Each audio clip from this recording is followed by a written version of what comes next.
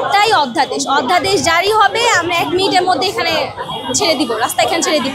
শিক্ষকদের প্ররোচনায় আপনার এই বিভিন্নবার সড়ক অবরোধ করে তারা বিভিন্ন দাবি দেওয়া জানাচ্ছে। আমাদের এক দফা এক দাবি, সেটা হচ্ছে অধ্যাদেশ জারির জন্যই আজ আমাদের এখানে অবস্থান কর্মসূচি। যেখানে অলরেডি খসড়া হয়ে গেছে, আইন মন্ত্রণালয় খসড়াটা শিক্ষা মন্ত্রণালয় হচ্ছে যে আপনার রাষ্ট্রপতি পর্যন্ত যাবে।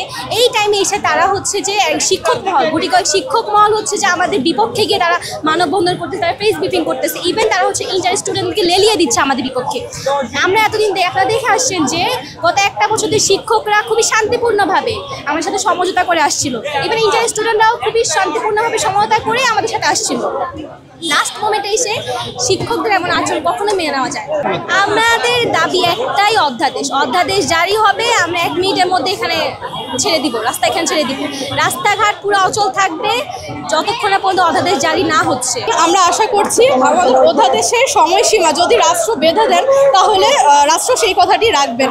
এবং আজকে আমরা এই কারণেই এখানে এসেছি যে আমাদের অধ্যাদেশের নির্দিষ্ট সময়সীমা বেঁধে দিতে হবে, অন্যথায় আমরা এখানেই অবস্থান করব। আমি যতটুকু জানি যে তারা মডেলের বিরুদ্ধে অবস্থান নিয়েছেন এবং অনেকে বিশ্ববিদ্যালয়ে চান, কিন্তু মডেল তাদের মতো করে চাচ্ছেন। কিন্তু আমরা শিক্ষার্থীরা বলছি যে আমরা যেই মডেলই হোক, রাষ্ট্র যেই মডেল শিক্ষার্থীদের জন্য ভালো বলে বিবেচনা করবেন সেই মডেলেই খসড়া করে অধ্যাদেশ জারি করতে হবে। তারা ভুলের ভিতরে আছে, কারণ হচ্ছে যে আমাদের যে অধ্যাদেশটার যে আইনটা ছিল সেখানে বলা হয়েছে যে ইন্টারের ক্লাস চলবে আপনার সকাল থেকে দুপুর 1টা পর্যন্ত, আর 1টার পর থেকে আপনার বিকেলবেলা সন্ধ্যার শিফটে আপনাদের সেন্ট্রাল ইউনিভার্সিটির ক্লাস চলমান থাকবে।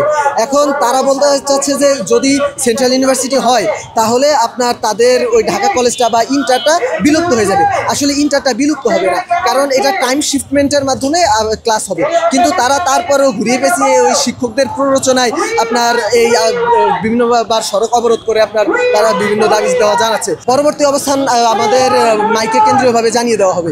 কলেজ নিয়ে বিভিন্ন ভোগান্তির শিকার হচ্ছে, তো যেটার কারণে আমরা বারবার ডিউতে গিয়েছি আমাদের সমাধানের জন্য, কিন্তু সমাধান হয়ে ওঠেনি। তো সেক্ষেত্রে আমরা হচ্ছে নিজেদের একটা কেন্দ্রীয় বিশ্ববিদ্যালয়ের জন্য আমরা প্রস্তাবন রেখেছি। তো দীর্ঘ 1 বছর ধরে সেটাই করা হচ্ছে, কিন্তু সে অনুযায়ী আমরা ফলাফল পাচ্ছি না। তো সেটার জন্যই আমরা বারবার হচ্ছে এই ধরনের বিভিন্ন ধরনের কর্মসূচি পালন করছি। হ্যাঁ, আমাদের কর্মসূচি রয়েছে, পরবর্তীতে জানানো হবে। আর আমরা অধ্যাদেশ নিয়েই বাড়ি ফিরতে চাচ্ছি। এক একজন এক এক রকম দাবি নিয়ে আসছে। যেমন ইন্টারমিডিয়েট শিক্ষার্থীদের তারা মনে করছে যে তারা যদি হচ্ছে বিশ্ববিদ্যালয় হয়ে গেলে তাদের হচ্ছে ঐতিহ্যটা থাকবে না। আমরা জানি ঢাকা কলেজ আর ইডেন কলেজ হচ্ছে উপমহাদেশের মধ্যে সর্বপ্রথম এবং সর্বপ্রধান নারী শিক্ষার জন্য এবং ছেলে শিক্ষার জন্য খুবই ঐতিহ্যের একটা বিষয়। তো তারা মনে করছে যে এই ঐতিহ্যের বিষয়টা চলে যাবে, কিন্তু কেন যাবে? কখনোই যাবে না। আমরা যেটা মনে করছি বিশ্ববিদ্যালয়ের জায়গায় বিশ্ববিদ্যালয় থাকবে আর তাদের কলেজের জায়গায় কলেজ থাকবে। এর পিছনে অবশ্যই কেউ না কেউ রয়েছে, তবে আমরা সেই বিষয়টা ভালো মতো জানি না।